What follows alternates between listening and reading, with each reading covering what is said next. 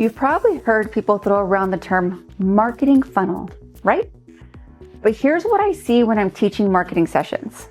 I watch the room, and I can tell the second I say that word, everyone's eyes are glazed over.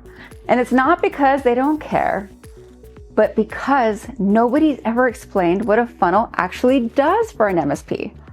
So let's fix that. In the next minute, I'm going to show you what a real funnel really is, why it matters, and one thing you can do today to start turning strangers into real leads. A funnel isn't a marketing buzzword. It's just a system for guiding people from never heard of you to ready to buy from you. And at the top, your only goal here is visibility. So this is like your blogs, your SEO, social posts, the stuff that gets your name in front of people who don't even realize they need your help yet. So don't sell here. Just be useful and relatable. And in the middle of the funnel, you shift into trust building.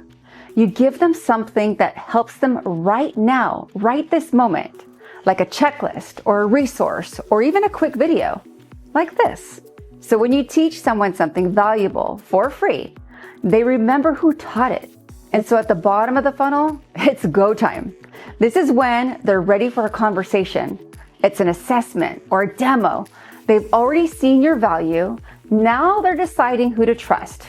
Make that decision easy for them. So here's what I tell the MSPs I coach. You don't need a massive marketing machine to do this. Start small. One piece of content for awareness, one for trust, and one that invites action. So connect those, and you've got yourself a real funnel. So if you want more tips like this, practical stuff that actually works in the MSP world, sign up for our weekly MSP marketing newsletter. And every week, we're going to share short, actionable strategies that you can plug into your marketing without hiring a whole team. Because when your marketing runs like a system, you stop chasing those leads and you start choosing them.